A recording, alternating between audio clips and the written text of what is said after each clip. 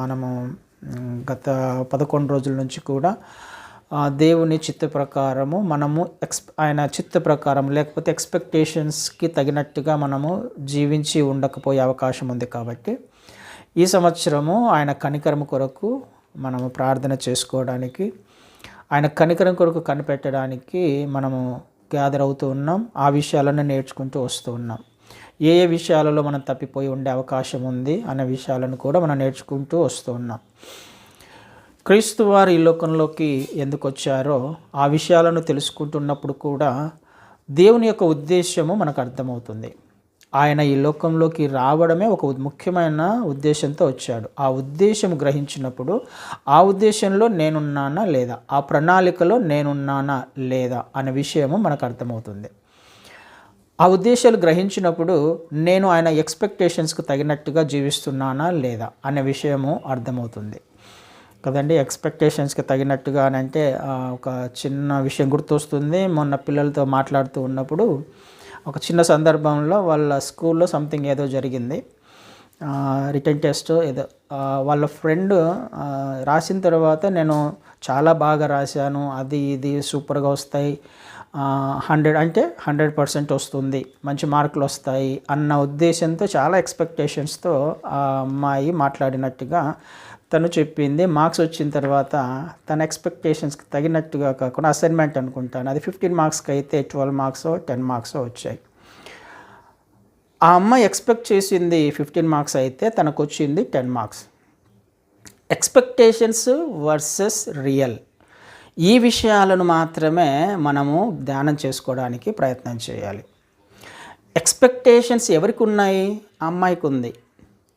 తను రాసిన పరీక్షను బట్టి, తను కలిగి ఉన్న కాన్ఫిడెన్స్ని బట్టి, తన వైపుగా తను ఆలోచన చేసిన విధానాన్ని బట్టి తన ఎక్స్పెక్టేషన్స్ 15 out of 15. కానీ అక్కడ రియల్కి వెళ్ళేసరికి తనకు వచ్చిన మార్కులు 10. ఈ 10 మార్కులు ఎవరు ఇవ్వాలి? టీచర్ ఇవ్వాలి. తనిచ్చుకోకూడదు. తను రాసిన ఎగ్జామ్కి మార్కులు తనిచ్చుకోకూడదు. తను రాసిన ఎగ్జామ్కి మార్కులు టీచర్ ఇస్తాడు. మనం రియల్ ఏంటో ఎప్పుడు తెలుస్తుంది అని అంటే మన టీచర్ ఎవరో వాళ్ళు చెప్పాలి. మన ఆత్మీయ జీవితానికి టీచర్ ఎవరో వాళ్ళు నిర్ణయిస్తారు, మనం నిర్ణయించుకోకూడదు కదా. చాలాసార్లు ఈ పొరపాటు చేస్తుంటాం. మన ఎక్స్పెక్టేషన్స్కి తగినట్టుగా మనం జీవించాము అని అనుకుంటూ ఉంటాం కదా. నేను చేసింది, నేను జీవించింది, నా ఆలోచన కరెక్ట్ అని నా వైపుగా నేను ఆలోచన చేస్తూ నా వైపుగా నేను మార్కులు వేసుకుంటూ ఉంటాను, నేను పర్వాలేదు, నేను బాగున్నాను అని. కానీ బాగున్నానా లేదా అని చెప్పేది నేను కాదు. నా ఆత్మీయ జీవితం బాగుందా లేదా అని చెప్పేది నేను కాదు. నా ఆలోచన సరి అయినదే కాదని చెప్పేది నేను కాదు. చెప్పేవారు ఒకరున్నారు, మార్కులు వేసేవారు ఒకరున్నారు. ఆయన చెప్పాలి. ఆయన రాకడలో ఒక ఉద్దేశం అదే. ఆయన ఎందుకు వచ్చాడో ఒకసారి మనం నేర్చుకుంటే ఆ విషయము మనకు బయలుపరచబడుతుంది. ఈరోజు ఆ విషయాన్ని నేర్చుకోవడానికే ప్రయత్నం చేద్దాం. లూకా సువార్త 5వ అధ్యాయము, లూకా సువార్త 5వ అధ్యాయము 27 నుంచి కొన్ని వచనాలను చదివే ప్రయత్నం చేస్తాను. లూకా సువార్త 5వ అధ్యాయము 27 నుంచి. అటు పిమ్మట ఆయన బయలుదేరి లేవి అను ఒక సుంకపు మెట్టునొద్ద కూర్చుండి ఉండుట చూచి నన్ను వెంబడించుమని అతనితో చెప్పగా అతడు సమస్తమును విడిచిపెట్టి లేచి ఆయనను వెంబడించెను. ఆ లేవి తన ఇంట ఆయనకు గొప్ప విందు చేసెను. సుంకరులను ఇతరులను అనేకులను వారితో కూడా భోజనమునకు కూర్చుండిరి. పరిసయ్యులను వారి శాస్త్రులను ఇది చూసి సుంకరులతోనూ పాపులతోనూ మీరేల తిని త్రాగుచున్నారని ఆయన శిష్యుల మీద సనిగిరి. అందుకు యేసు, రోగులకే గాని ఆరోగ్యము కల వారికి వైద్యుడక్కర్లేదు, మారు మనసు పొందుటకై నేను పాపులను పిలువవచ్చి తిని గాని నీతిమంతులను పిలువ రాలేదని వారితో చెప్పాను. ఈ సందర్భం మనకు తెలుసు. అయితే ఇక్కడ మనకు కావాల్సిన అంశం ఏంటి? క్రీస్తు వారు ఈ లోకంలోకి ఎందుకు వచ్చారు కదా. ఆ ఉద్దేశము మనకు అర్థం అవ్వాలి. ఎందుకు వచ్చారు ఆయన? పాపులను వారి మారు మనస్సు పొందు నిమిత్తము, మారు మనస్సు పొందుటకై నేను పాపులను పిలువవచ్చి తిని అనే మాటను మనం అక్కడ చూస్తున్నాం. క్రీస్తు వారు ఆ మార్గం గుండా వెళ్తున్నప్పుడు సుంకపు గుత్తేదారుడైన లేవి అనే ఒక వ్యక్తిని చూశాడు. సుంకాలు వసూలు చేస్తున్నాడు మెట్టు మీద కూర్చొని. లేవీని చూసి నన్ను వెంబడించు అన్నాడు. ఆ లేవి ఎవరో కాదు, మత్తయి. ద బుక్ ఆఫ్ మాథ్యూ రాశాడు కదా, మత్తయి సువార్త రాసిన వ్యక్తి లేవీనే తర్వాత మత్తయిగా పిలువబడ్డాడు. మత్తయిని ఆ లేవీని పిలిచి నన్ను వెంబడించమన్నాడు. వెంబడించుతూ ఉన్నప్పుడు, ఆయన మార్గాలలో నడుస్తూ ఉన్నప్పుడు, సత్యము బయలుపరచబడినప్పుడు, తాను విడిపించబడిన అనేక బంధకాల నుంచి ఆ వ్యక్తి సాటిస్ఫై అయ్యి సంతోషించి దేవుని కార్యాలను తలంచుకుంటూ మేలులను తలంచుకుంటూ కృతజ్ఞతగా ఇంట్లో ఒక విందు ఏర్పాటు చేశాడు. విందు ఏర్పాటు చేసి అనేక మంది వచ్చారు. ఎవరెవరు వచ్చారు? పాపులు వచ్చారు, సుంకరులు వచ్చారు, ఇంకా అనేక మంది వచ్చారు అన్నట్టుగా మనము మార్కు సువార్తలో చూస్తాం 2వ అధ్యాయంలో. అనేకులుండిరి, వారితో పాటుగా పాపులతో పాటుగా సుంకరులతో పాటుగా అనేకులుండిరి అనే మాట అక్కడ రాయబడింది 2వ అధ్యాయంలో. చాలామంది ఆయనను వెంబడించారు. వారితో పాటుగా శాస్త్రులు పరిసయ్యులు కూడా ఉన్నారు. క్రీస్తు వారిని వెంబడిస్తున్న వారిలో సుంకరులు ఉన్నారు, పాపులు ఉన్నారు, రోగులు ఉన్నారు, శాస్త్రులు ఉన్నారు, పరిసయ్యులు ఉన్నారు. ఏ ఏ గ్రూప్స్కి సంబంధించిన వాళ్ళు ఉన్నారు ఆయనను వెంబడించేవారు? ఆయనను వెంబడించే వాళ్ళు అనేక మంది ఉన్నారు, కానీ ఆయన పిలువబడిన వారు కొంతమందే, ఆయన పిలిచిన వారు కొంతమందే. శిష్యులను మాత్రమే ఏర్పాటు చేసుకున్నాడు. సుంకరి అయిన లేవీని అంటే మత్తయిని ఆయన ఏర్పాటు చేసుకొని పిలుచుకున్నాడు. అంతమంది ఉన్నప్పుడు వాళ్ళని పిలవాల. వెంబడించే వాళ్ళు అనేక మంది ఉన్నారు, కానీ వాళ్ళని పిలవాల. కానీ ఆయన ఎవరిని పిలవాలనుకున్నాడో ఆయననే పిలుచుకున్నాడు. పిలువగానే లేవి చేసిన పని వెంబడించాడు. తన మార్గంలో నడవడానికి ఇష్టపడ్డాడు. వస్తున్న వాళ్ళు మార్గంలో నడవడానికి ఇష్టపడేవాళ్ళు కాదు. క్రీస్తు వారు ఏదైనా ఇస్తే తీసుకోవడానికి ఇష్టపడేవాళ్ళు, ఆశీర్వాదాలను తీసుకోవడానికి ఇష్టపడేవాళ్ళు. అంత మాత్రమే కాదు, అందులో ఇంకొక గుంపు ఉంది, శాస్త్రులు పరిసయ్యులు. వీళ్ళెవరు? క్రీస్తును గమనిస్తున్నారు, క్రీస్తు వెళ్ళిన చోటుకు వెళ్తున్నారు. ఎవరు? ప్రశ్నించే వాళ్ళు. ఆయన జీవితం గురించి, ఆయన చేస్తున్న క్రియల గురించి ప్రశ్నించే వాళ్ళు వీళ్ళు. ఆయన చుట్టూ ఉన్న ప్రజలను ఒక్కసారి గమనించినప్పుడు ఆయన మేలుల కొరకు వచ్చిన వాళ్ళు ఉన్నారు, ఆయనను వెంబడించడానికి వచ్చిన వాళ్ళు ఉన్నారు, ఆయనను ప్రశ్నించే వాళ్ళు వచ్చిన వారు ఉన్నారు. ఏ కేటగిరీకి సంబంధించిన వాళ్ళము మనము? వెంబడించే వాళ్ళవా? ఆశీర్వాదాల కొరక? లేకపోతే ఆయన చేస్తున్న పనుల నిమిత్తమై, లేకపోతే ఆయన మన జీవితాలలో ఒకవేళ ఏదైనా చేయకపోతే ప్రశ్నించేవారమా? ఆయన సరిగా ఉండకపోతే ప్రశ్నించేవారమా? ఆయన మనం అనుకున్నట్టుగా ఆయన లేకపోతే ప్రశ్నించేవారమా? శాస్త్రులు పరిసయ్యులు వారి ధర్మశాస్త్రానికి క్రీస్తు వారి ఒకవేళ వాళ్ళకు ఏముంది? శాస్త్రులకు పరిసయ్యులకు జ్ఞానం ఉంది, ధర్మశాస్త్రం ఉంది. దానిని ఆధారం చేసుకొని క్రీస్తు వారిని తప్పు పట్టడానికి ఎప్పుడు కూడా సిద్ధంగా ఉన్నారు. వాళ్ళు అనుకున్నట్టుగా క్రీస్తు వారు ఉండాలి కాదు, క్రీస్తు వారు ఎలా ఉండాలో, ఎందుకు వచ్చారో వీళ్ళు గ్రహించగలిగాలి.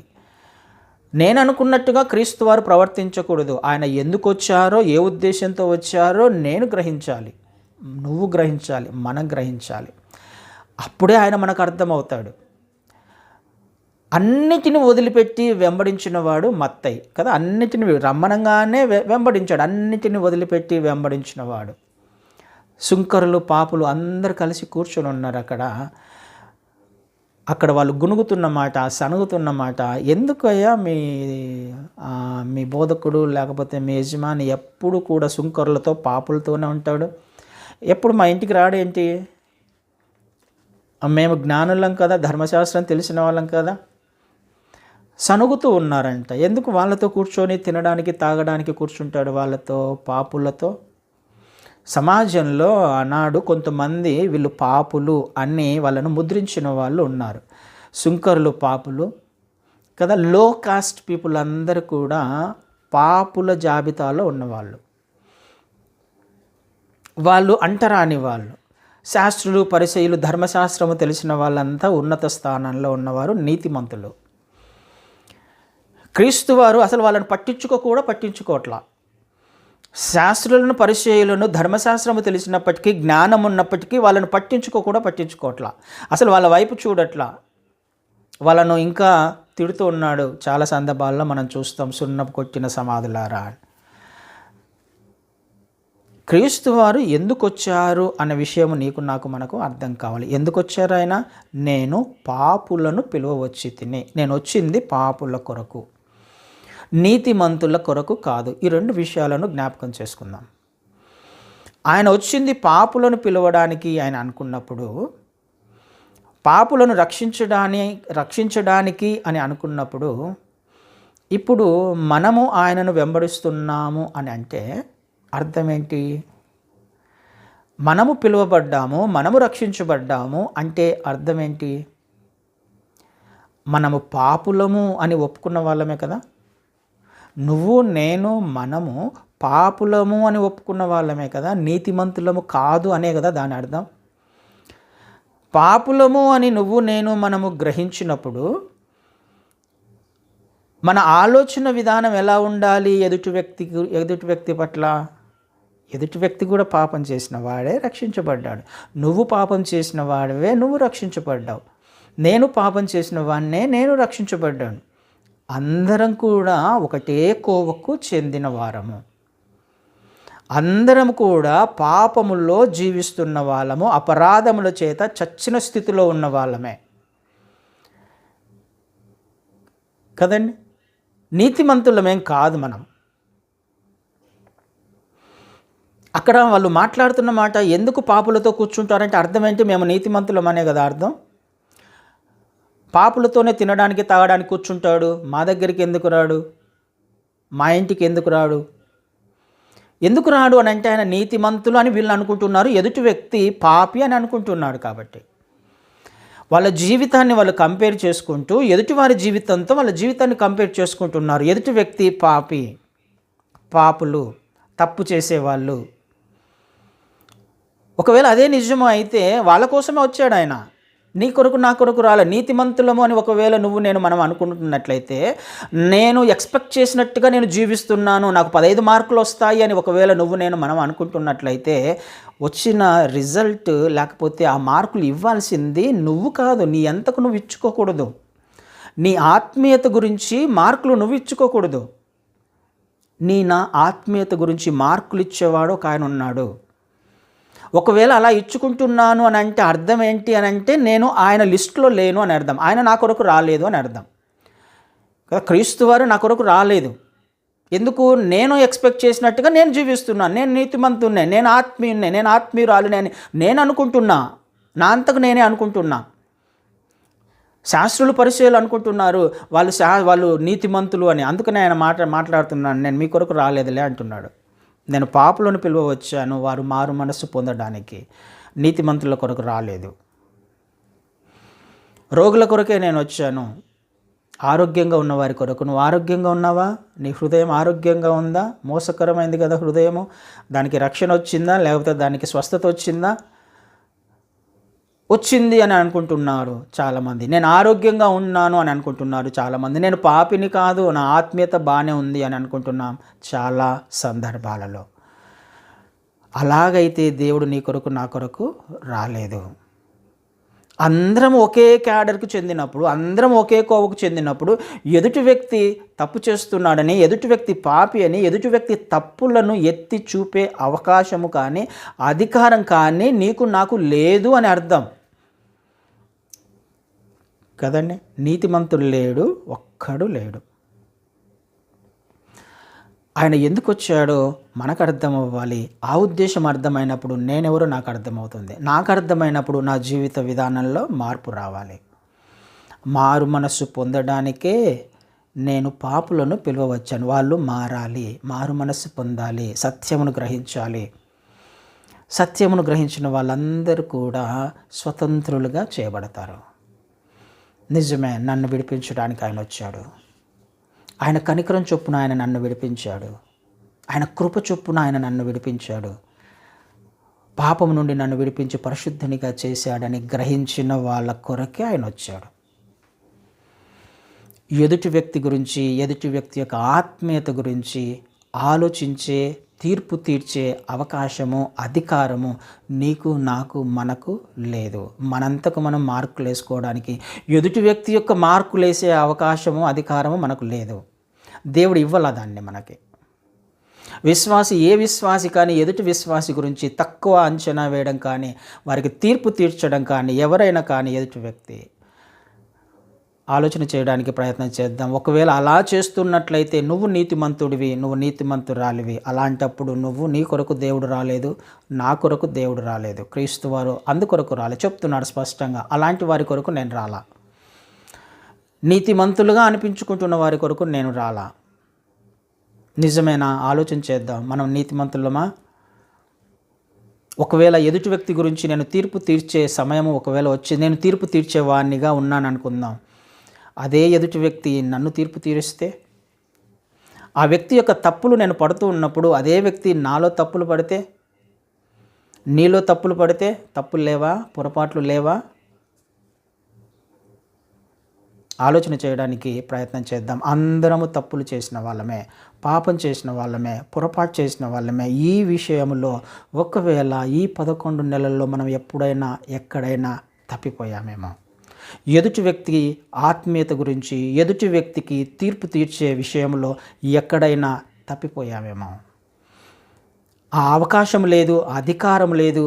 ఆ విశ్వాసికి అధికారం ఇవ్వబల్ల, ఆ స్టూడెంట్కి కూడా తనంతకు తానుగా నిర్ణయం తీసుకొని తనంతకు తానుగా మార్కులు వేసుకునే అధికారం ఆ అమ్మాయికి లేదు, కానీ టీచర్కు మాత్రమే ఉంది. మన ఆత్మీయత మీద అధికారి మన బాస్, మన టీచర్ ప్రభువైన క్రీస్తు వారు కదండి. ఆలోచన చేద్దాం. ఎందుకు వచ్చాడు ఆయన? పాపుల కొరకు వచ్చాడు. పాపుల లిస్టులో నువ్వు లేవా? ఉన్నావా? ఉన్నట్లయితే ఎదుటి వ్యక్తి పాపం గురించి ఎందుకు ఆలోచన చేస్తున్నావు? తప్పుడు గురించి ఎందుకు ఆలోచన చేస్తున్నావు? పొరపాట్ల గురించి ఎందుకు ఆలోచన చేస్తున్నావు? నువ్వు తప్పు చేసిన వాడివే, తప్పు చేసిన దానివే, నేను తప్పు చేసిన వాడినే కదండి. ఆలోచన చేయాలి కదా. ఇక్కడ తప్పిపోతున్నామేమో ఈ ఏరియాలో, ఈ 11 నెలలు ఒకవేళ ఇక్కడ తప్పిపోయామేమో సరి చేసుకోవడానికి ప్రయత్నం చేద్దాం. అందుకని ఆయన ఒక్కొక్కసారి కఠినమైన మాటలు కూడా మాట్లాడతాడు కొన్ని సందర్భాల్లో. ఆ విషయం మనకు మత్తయి సువార్త 7వ అధ్యాయంలో మనం చూస్తాం కదా. నీ కంట్లో దూలం పెట్టుకొని ఎదుటివారి కంట్లో ఉన్న నలుసు నీకు కనిపిస్తుంది అని అంటే, ఎదుటివారిని తీర్పు తీరుస్తున్నావు అని అంటే, నా కంట్లో దూలం ఉంది, నేను అనేక తప్పులు చేశాను, పొరపాట్లు చేస్తున్నాను, నా ఆత్మీయత సరిగా లేదు, నా మాట సరిగా లేదు, నా ప్రవర్తన సరిగా లేదు, నా చూపు సరిగా లేదు, నేను సరిగా లేకుండా ఎదుటి వ్యక్తిలో కనిపించిన ఒక్క తప్పు, నలుసు, ఆ వ్యక్తిని నేను ఏ విధంగా తీర్పు తీరుస్తాను కదా. ఆ విషయమే ఒక కఠినమైన వేషధారి అనే మాట చూస్తాం అక్కడ. క్రీస్తు వారు వచ్చింది నీ తప్పులు ఏంటో నువ్వు గ్రహించి ఆ తప్పుల నుండి రక్షించబడి మారు మనస్సు పొంది పరలోక రాజ్యంలో ప్రవేశించడానికి. నీ గురించి ఆయన ఎదుటి వారిని లెక్క అడగడు కదండి. ఆ వ్యక్తి గురించి నిన్ను లెక్క అడగడు, ఎదుటి వ్యక్తి గురించి నిన్ను లెక్క అడగడు. నీ లెక్క నీదే, నా లెక్క నాదే, ఎవరి లెక్క వారిదే కదండి. ఆ విషయమే మనకి రోమీలకు రాసిన పత్రిక 14వ అధ్యాయంలో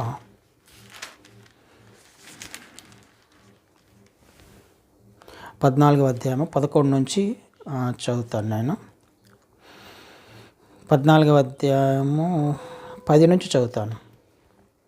అయితే నీవు నీ సహోదరునికి తీర్పు తీర్చనేలా, నీ సహోదరుని నిరాకరింపనేలా మనమందరము దేవుని న్యాయపీఠము ఎదుట నిలుతుము. నా తోడు ప్రతి మోకాలును నా ఎదుట వంగును, ప్రతి నాలుకయు దేవుని స్తుతించును అని ప్రభువు చెప్పుచున్నాడు అని వ్రాయబడి ఉన్నది. కనుక మనలో ప్రతి వాడును తన్ను గురించిన దేవునికి లెక్క అప్పగింపవలను కదండి. తనను గురించి మాత్రమే లెక్క అప్పగించాలి. ఎదుటి వ్యక్తి గురించిన లెక్క నిన్ను అడగడు ఆయన. అందుకనే పైన ఒక మాట అంటున్నాడు, ప్రతి మోకాలు నా నామమున వంగాల్సిందే, ప్రతి మోకాలు నన్ను స్తుతించాల్సిందే. ఆయన నామమున మనము వంగుతున్నప్పుడు ఎదుటి వ్యక్తి గురించి నీతో మాట్లాడ్డా ఆయన, నా గురించి మాత్రమే మాట్లాడతాడు కదండి. అందుకనే మనం చాలా జాగ్రత్తగా ఉండాలి లేఖనాల వద్ద. ఖచ్చితంగా అర్థం చేసుకోవాలి. లేఖనాలు తప్పిపోతాయా? సున్నపుల్లు తప్పిపోతుందా? తప్పిపోదు కదా. ఆయన మాట్లాడుతున్న ఖచ్చితమైన మాట, తన్ను గురించి దేవునికి లెప్ప అప్పగింపవలెను. నా గురించి నేను దేవునికి లెప్ప అప్పగించాలి. నీ గురించి నువ్వు దేవునికి లెక్క అప్పగించాలి. మార్కులేసేది ఆయన. ఆలోచన చేద్దాం. ఈ ఏరియాలో ఒకవేళ మనము ఎక్కడైనా ఈ 11 నెలలు తప్పిపోయామేమో, ఎదుటి వ్యక్తిని తీర్పు తీర్చడం వలన తప్పిపోయామేమో, ఎదుటి వ్యక్తికి మార్కులేయడం వలన తప్పిపోయామేమో ఆలోచన చేద్దాం. ఒకవేళ అలాంటి స్థితిలో ఉన్నట్లయితే మనము ఆయనకు చాలా దూరంగా జీవిస్తున్నట్లు లెక్క కదా. అంటే అర్థం ఏంటి? ఎదుటి వ్యక్తికి నేను మార్కులు వేస్తున్నానంటే, ఎదుటి వ్యక్తి తప్పులు పడుతున్నానంటే అర్థం ఏంటి? నేను నీతిమంతుని, నేను బాగున్నాను, నేను సరిగా జీవిస్తున్నాను అని అర్థం కదా. తనకంటే నేను బాగున్నాను అని అర్థం కదా. ఈ సందర్భం ఎక్కడైనా మనకు జ్ఞాపకం వస్తుందా? సుంకరి పరిసేయుడు ప్రార్థనకి వెళ్ళారు. ఏమని ప్రార్థన చేస్తున్నాడు పరిసేయుడు? నేను అది, నేను ఇది, నేను ఆత్మీయుణ్ణి, నేను ఉపవాసం ఉంటున్నాను, నేను దశమభాగం ఇస్తున్నాను, అన్నీ చేస్తున్నాను, ఆ సుంకరిలా లేను. సుంకరి ఏం ప్రార్థన చేస్తున్నాడు? అయ్యా పాపిని, నన్ను క్షమించు నాన్న, నన్ను కనికరించు. ఎవరు నీతిమంతునిగా తీర్చబడ్డాడు? ఈ వ్యక్తి ఎదుటి వ్యక్తితో కంపేర్ చేసుకొని ప్రార్థన చేశాడు. సుంకరి తన గురించి ప్రార్థన చేశాడు, తన పాపాన్ని గ్రహించి ప్రార్థన చేశాడు.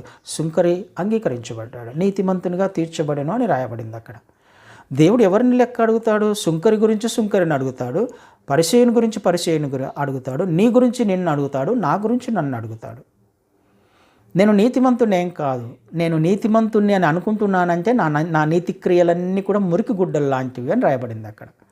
దేవుని ఎదుట మురికి గుడ్డలు లాంటివి. నేను ఆత్మీయుణ్ణి, ఆత్మీయురాలిని, నేను బాగానే ఉన్నాను అని ఒకవేళ నువ్వు నిన్ను నీవు నన్ను నేను అనుకుంటున్నాము అని అంటే మురికి గుడ్డలు లాంటివి మన ఆత్మీయ జీవితం కదా. ఆ మాట యెషయాలో చూస్తాం మనం. యెషయా 64లో, యెషయా 64 6వ వచనంలో, మేమందరము అపవిత్రుల వంటి వారమైతేమే, మా నీతి క్రియలన్నీ మురికిగుడ్డ వలె నాయను, మేమందరము ఆకువలే వాడిపోతేమే, గాలి వాన కొట్టుకొని పోవున్నట్లుగా మా దోషములు మమ్మును కొట్టుకొని పోయెను. మా నీతి క్రియలు అని అంటున్నాడు, మా దోషములు అని అంటున్నాడు. అదేంటి? మా నీతి క్రియలు, మా దోషాలు. మా నీతి క్రియలు ఎలా ఉన్నాయి అని అంటున్నాడు ఆయన? మురికి గుడ్డలు లాంటివి. అలాంటప్పుడు మా నీతి క్రియలు ఏంటివి? అవి దోషము. మేము నీతిమంతులము అని అనుకోవడము దోషము, తప్పు, పాపము. నన్ను నేను తీర్పు తీర్చుకొని నా ఆత్మీయ స్థితి గురించి నేను అతిశయపడము దోషము. ఈ తప్పు చేసిన వాళ్ళు ఏం చేస్తారంటే, ఏమవుతుంది తప్పు చేసిన వాళ్ళు? మమ్మును కొట్టుకొని పోయాను, మా దోషములు కొట్టుకొని పోయాను. మేము అలాంటి స్థితిలో ఒకవేళ ఉన్నట్లయితే, ఆ పాపం చేస్తూ ఉన్నట్లయితే, మేము నీకు చాలా దూరంగా కొట్టుకొని పోయాము. అసలు అక్కడ ఆయన సన్నిధిలో లేము అని అర్థం, ఆయన చిత్తములో లేము అని అర్థం. భయంకరమైన విషయమే కదా ఇది. కానీ తెలియక చాలాసార్లు తప్పు చేస్తూ ఉంటాం, పొరపాటు చేస్తూ ఉంటాం. ఈ స్థితి ఒకవేళ ఈ 11 నెలలలో మన జీవితంలో మనకు తెలియకుండానే చేశామేమో, గ్రహించక సత్యమును, లేఖనాల పట్ల లేకపోతే అవగాహన లేక ఒకవేళ తప్పు చేసి ఉన్నట్లయితే కనికరం కొరకు ప్రార్థన చేద్దాం ఈరోజు. అయ్యా తప్పు చేశాను, క్షమించు. పొరపాటు చేశానన్నా క్షమించు. నువ్వు ఎక్స్పెక్ట్ చేసినట్టుగా జీవించలేకపోయాను. మార్కులు వేసేవాడు నువ్వని తెలిసినా, మా టీచర్వి, మా బోధకుడవు, మా రక్షకుడవు నువ్వని తెలిసినా, నా ఆత్మీయ స్థితి గురించి నేను ఆలోచించలేకపోయాను. కానీ ఎదుటి వ్యక్తి యొక్క ఆత్మీయ స్థితి గురించి ప్రశ్నించే స్థితిలో ఒకవేళ నేనున్నానేమో, నన్ను క్షమించు. ఇది చేయాల్సిన పని ఈ మిగిలిన దినాలలో. మనకివ్వబడిన సమయంలో వ్యక్తిగత ప్రార్థనలో గోజాడాలి, ప్రార్థన చేయాలి, పాదాలను పట్టుకోవాలి. నీతిమంతునిగా తీర్చబడాలి అనంటే, పాపుల కొరకు ఆయన వచ్చాడు ఈ లోకంలోకి అనంటే, నేను పాపినని ఒప్పుకోనంత వరకు, ఈ ఏరియాలో నేను తప్పు చేశాను అని ఒప్పుకోనంత వరకు మనం ఆయన లిస్టులో ఉండము. నేను నీతిమంతుని అనుకున్నంత వరకు కూడా నా స్వనీతిని నేను ఎగ్జాల్ట్ చేసుకుంటున్నాను అంటే నేను ఆయనకు దూరంగా కొట్టుకొని పోయాను అని అర్థం. మా దోషాలు మమ్మల్ని కొట్టుకుని పోయేలా చేశాయి. మన తప్పులే మనల్ని ఆయనకు దూరంగా తీసుకుని వెళ్తున్నాయి. ఆలోచన చేయడానికి ప్రయత్నం చేద్దాం. ఏ సమయంలోనైనా, ఏ సందర్భంలో అయినా మన జీవితంలో ఈ పరిస్థితులను అనుమతించామేమో కదండి, గ్రహించడానికి ప్రయత్నం చేద్దాం. ఎక్స్పెక్టేషన్స్కి తగినట్టుగా జీవించలేకపోవడానికి ఒక కారణము నా గురించి నేను ఎక్కువగా బోస్ట్ చేసుకోవడం, నా ఆత్మీయత గురించి ఎక్కువగా బోస్ట్ చేసుకోవడం, స్పిరిచువల్ ఏమంటారు, ప్రైడ్ అంటాం కదా, ఆత్మీయ గర్వము. తప్పు కదండి, అది దేవునికి ఇష్టం లేని పని. ఎదుటి వ్యక్తిలో, నాలో ఇలా ఉన్నప్పుడు ఎదుటి వ్యక్తిలో నలుసు కనిపిస్తుంది, నా దూలం నాకు కనపడదు. అప్పుడు ఏ చిన్న తప్పు చేసినా, ఏ పొరపాటు చేసినా, ఏ మాట అన్నా ఆ విషయాలే మనకు జ్ఞాపకం వస్తాయి. ఎదుటి వ్యక్తి గురించి ఆలోచించేంత వరకు మన ఆత్మీయ స్థితి నెక్స్ట్ లెవెల్లోకి వెళ్ళదు అనే మాట మనము జ్ఞాపకం చేసుకోవడానికి ప్రయత్నం చేద్దాం. ఒక మాట చదివి ముగిస్తాను. యాకోబు పత్రికలో 4వ అధ్యాయము 12వ వచనాన్ని చదువుతాను. 4వ అధ్యాయము 12వ వచనము. ఒక్కడే ధర్మశాస్త్రమును నియమించి న్యాయము విధించువాడు, ఆయనే రక్షించుటకును నశింపచేయుటకును శక్తిమంతుడై ఉన్నాను. పరునికి తీర్పు తీర్చుటకు నీవెవడవు. కదండి, పరునికి తీర్పు తీర్చుటకు నీవెవడవు. ఆయన ధర్మశాస్త్రాన్ని ఇచ్చాడు, దాని ప్రకారం జీవించు. ఆయన ఆజ్ఞలను ఇచ్చాడు, నీకు ఇచ్చాడు, నాకు ఇచ్చాడు, మనకిచ్చాడు. ఎవరంతకు వాళ్ళకి ఇచ్చారు. ఆయన లేఖనాలను ఇచ్చాడు. ఆయన మార్గం, సత్యము, జీవము, ఆయన ద్వారా తప్ప వేరే మార్గం లేదు నిత్యత్వానికి వెళ్ళడానికి. ఈ విషయం నాకు తెలిసింది, నేను జీవించాలి. ఇప్పుడు ఎదుటి వ్యక్తి జీవించట్లేదే, ఎదుటి వ్యక్తి ఆ మార్గంలో రావట్లేదే, ఎదుటి వ్యక్తి నడవట్లేదే, నీకు నాకెందుకు ఆ విషయాలు? ఎదుటి వ్యక్తి రాకపోతే ఆ కొట్టుకుపోయాడు ఎదుటి వ్యక్తి, దేవుని చిత్తంలోంచి కొట్టుకుపోయాడు. నువ్వు కూడా కొట్టుకొని పోతావా? నువ్వు కూడా నరకానికి వెళ్తావా? కదండి, ఆలోచన చేయడానికి ప్రయత్నం చేద్దాం. తీర్పు తీర్చడానికి నువ్వెవరవు? ఎదుటి వ్యక్తి గురించి ఆలోచించడానికి నువ్వెవరవు? సాధ్యమైతే మనం చేయాల్సింది, ఆత్మీయతలో చాలా మనకు అర్థమవుతే అది కూడా ఒకసారి చదవడానికి ప్రయత్నం చేస్తాను. దేవుడు ఏం కోరుకుంటున్నాడంటే చాలా ఉన్నతమైన ఆత్మీయతను ఆయన మన నుంచి కోరుకుంటున్నాడు. అదే రోమీలకు రాసిన పత్రికలో ఇందాక చదివాను కదా, 14వ అధ్యాయము 14వ అధ్యాయము లెక్క అప్పజెప్పాలి. 12వ వచనం అయిపోయింది, 13వ వచనాన్ని చదువుతాను నేను. కాగా మనం ఇక మీదట ఒక్కరినొకడు తీర్పు తీర్చుకుందాము. ఇదియుగాక సహోదరునికి అడ్డమైనను ఆటంకమైనను కలగచేయకుందుమని మీరు నిశ్చయించుకొనండి. స్థిరంగా మీ హృదయంలో ఒక విషయాన్ని జ్ఞాపకం చేసుకోండి. ఎదుటి వ్యక్తికి అడ్డము కలిగించకుండా నా ఆత్మీయత ఉండాలి, ఆటంకము కలిగించకుండా నా ఆత్మీయత ఉండాలి. సహజముగా ఏదియు నిషిద్ధం కాదని నేను ప్రభువైన యేసునందు ఎరిగి రూఢిగా నమ్ముచున్నాను. అయితే ఏదైనాను నిషిద్ధమని ఎంచుకొని వానికి అది నిషిద్ధమే. నీ సహోదరుడు నీ భోజన మూలముగా దుఃఖించిన ఎడల నీవికను ప్రేమ కలిగి నడుచుకొని వాడవు కావు. ఒక ఎగ్జాంపుల్ చెప్తూ, నీకు బాగా చికెన్ అంటే ఇష్టం, లేకపోతే మటన్ అంటే ఇష్టం, బిర్యానీ అంటే ఇష్టం, నువ్వు బాగా తింటున్నావు, బాగా ఇష్టపడుతున్నావు, బాగా తింటున్నావు. కానీ నువ్వు తినడం వలన నీ సహోదరుడు కొంచెం అభ్యంతరపడుతున్నాడు. లేకపోతే నువ్వు భర్తవైతే నీ భార్య అభ్యంతరపడుతుంది నువ్వు తినే విషయంను బట్టి. ఒకవేళ భార్య తింటుంటే భర్త అభ్యంతరపడుతున్నాడు నువ్వు తినే విషయాన్ని బట్టి. కానీ లేఖనాల ఆత్మీయ స్థితి ఎంత హైగా ఉన్నాయంటే, ఎంత హైలీ స్టాండర్డ్ స్పిరిచువల్ లైఫ్ను జీవించాలని దేవుడు కోరుకుంటున్నాడు అని అంటే, ఒకవేళ అలాంటి అభ్యంతరము ఏదైనా ఉన్నట్లయితే నా భార్యను బట్టి నేను చికెన్ తినడం, మటన్ తినడం మానేయాలి. తన అభ్యంతర కారణముగా నేను ఉండకూడదు. లేకపోతే నాకు అభ్యంతర కారణంగా ఉంటే నా భార్య ఏదైనా అలవాట్లు ఉంటే తను మానేయాలి కదని. ఇది ఆలోచించగలమా అసలు? నాకు ఇష్టం, నేను తింటున్నాను, నువ్వు నీకు ఇష్టం లేకపోతే తినొద్దు అన్నది మన ఆలోచన కదండి. ఈ మాట మనము మనకి చెప్పినట్టయితే ఇది సాధ్యమేనా అనిపిస్తుంది కదా. నాకు ఇష్టము, నేను తింటున్నా, నీకు ఇష్టం లేకపోతే తినొద్దు. కానీ దేవుడు అంటున్నాడు, ఏమంటున్నాయి లేఖనాలు, కిందికి వచ్చినప్పుడు చూద్దాం ఆ మాట. నీ సహోదరుడు నీ భోజన మూలముగా దుఃఖించిన ఎడల నీవికను ప్రేమ కలిగి నడుచుకొని వాడవు కాదు. అంటే ఎదుటి వ్యక్తి పట్ల నీకు ప్రేమ లేదు అని అర్థం. తర్వాత చూద్దాం.